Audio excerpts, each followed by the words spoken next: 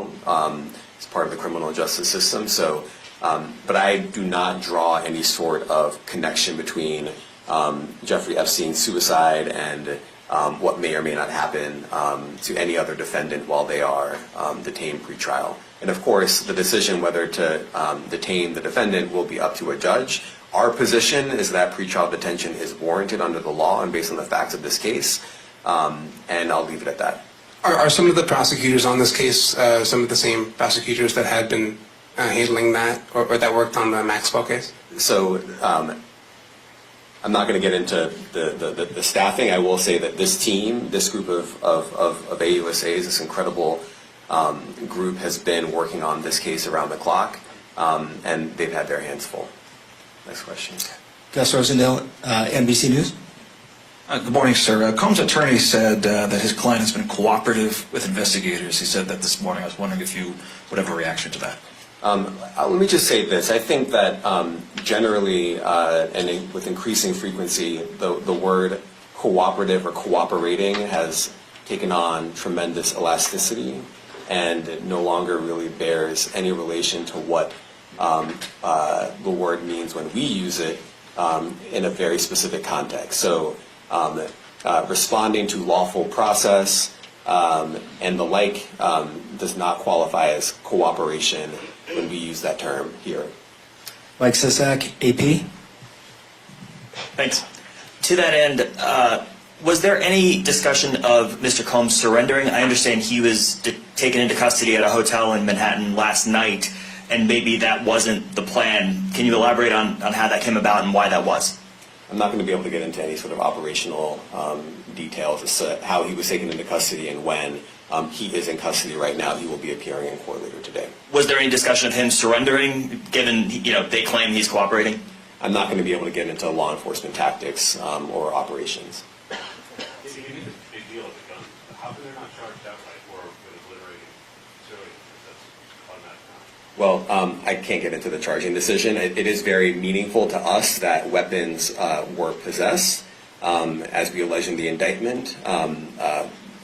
Part of the reason why this conduct was so pervasive and harmful was because victims and others didn't necessarily feel comfortable denying him his wishes, as we allege, because of the presence of firearms. I should leave it there. Thanks. Last question, Jacob Shamison. Jacob Shamsian, Business Insider. Thank you. Given that he's the sole defendant in this case and that you allege he's part of a conspiracy that involves members of his companies, do you anticipate a superseding indictment that bring allegations against other members of his companies or other co-conspirators as well? Again, I can't take anything off the table. Anything is possible. Our investigation is very active and ongoing.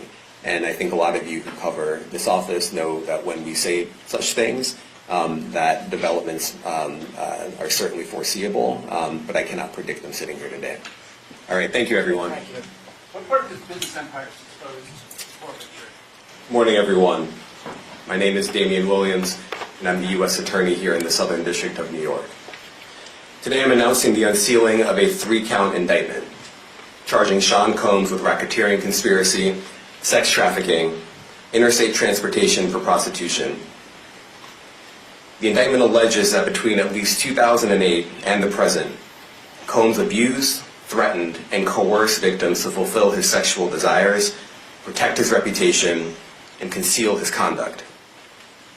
As alleged in the indictment, to carry out this conduct, Sean Combs led and participated in a racketeering conspiracy that used the business empire he controlled to carry out criminal activity, including sex trafficking, forced labor, kidnapping, arson, bribery, and the obstruction of justice. Let me say a little bit more about the charges. The indictment alleges that Combs abused and exploited women and other people for years, and in a variety of ways.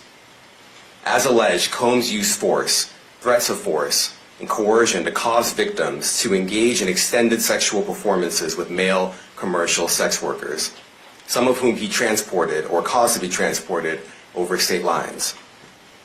Combs allegedly planned and controlled the sex performances, which he called freak-offs. and he often electronically recorded them. The freak-offs sometimes lasted days at a time, involved multiple commercial sex workers, and often involved a variety of narcotics such as ketamine, ecstasy, and GHB, which Combs distributed to the victims to keep them obedient and compliant. As alleged, when Combs didn't get his way, he was violent, and he subjected victims to physical, emotional, and verbal abuse so that they would participate in the freak-offs, and that Combs hit, kicked, threw objects at, and dragged victims, at times by their hair. On one occasion in March of 2016, that conduct was captured on video and later reported in the media. Specifically, Combs kicked, dragged, and threw a vase at a victim in a Los Angeles hotel when the victim was attempting to flee. As alleged, these assaults often resulted in injuries to the victims, which took days or weeks to heal. In addition to the violence, the indictment alleges that Combs threatened and coerced victims to get them to participate in the freak-offs. He used the embarrassing and sensitive recordings he made of the freak-offs as collateral against the victims. And the indictment alleges that he maintained control over the victims in several ways, including by giving them drugs, by giving and threatening to take away financial support or housing, by promising them career opportunities, by monitoring their whereabouts, and even by dictating their physical appearance. Because of all of this, the indictment alleges that the victims did not believe. We are traders. It's in our DNA to make bold decisions when everything is on the line.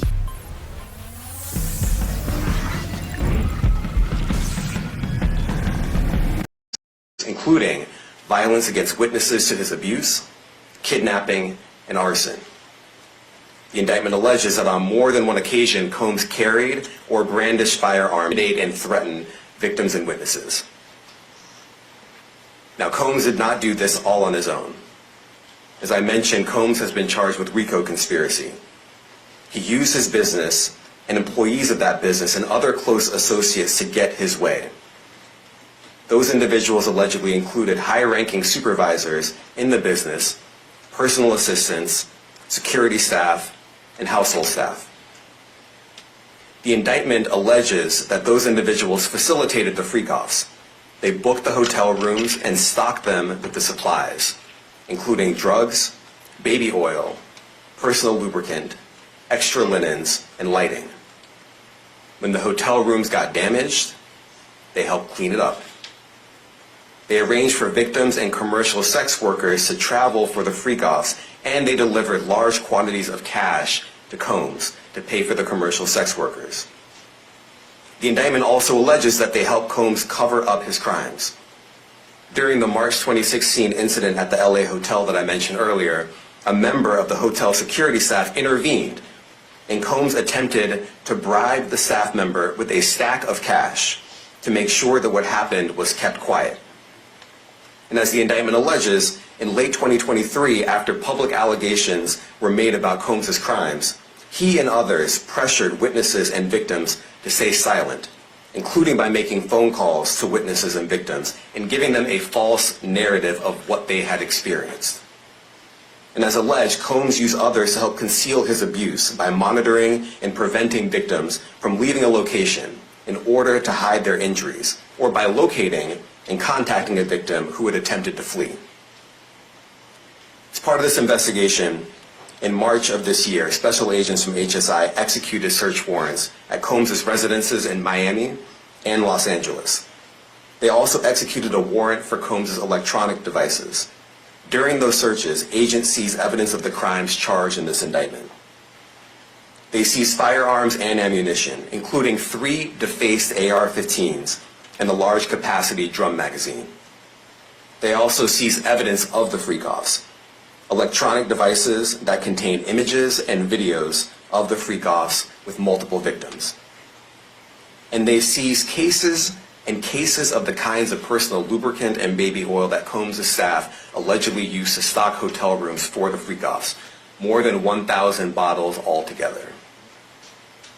Here are some of the items that we recovered during the searches.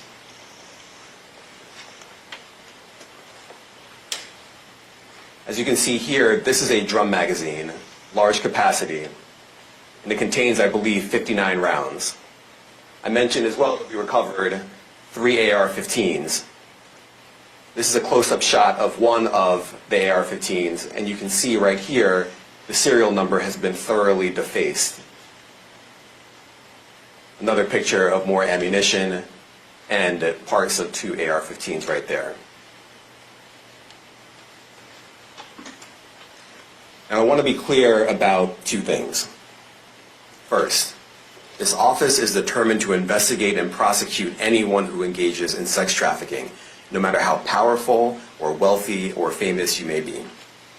No one should doubt our commitment on that. A year ago, Sean Combs stood in Times Square and was handed a key to New York City. Today, he's been indicted and will face justice in the Southern District of New York. Second,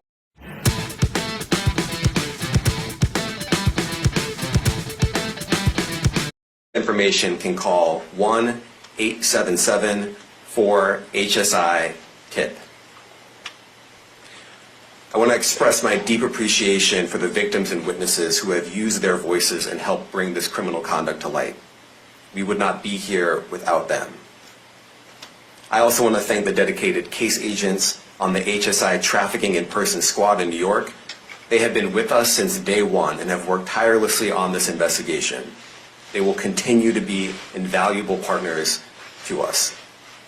I also want to thank the incredible agents and analysts from SCNY who have also provided tremendous assistance on this case. I'm deeply grateful for their continued work. And finally, I want to thank the outstanding career prosecutors from SCNY who are handling this case.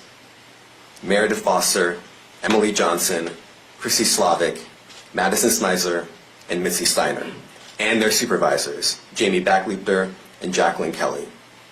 They are members of the Civil Rights Unit in our criminal division. We created the Civil Rights Unit when I became U.S. Attorney. I'm deeply proud of their work on this and so many other cases. I'll now take some questions. Eric Katursky, ABC. Thanks, Dave. Damian, thanks. The indictment describes aggressive, open, violent, hedonistic abuse that you say was recurrent and widely known. Why did it take law enforcement so long to intervene? How many women were victimized by Sean Combs, and how many others were involved? Look, our investigation is ongoing. We are committed to bringing justice to everyone who's been victimized by the defendant. I can't tell you why it took so long. I think the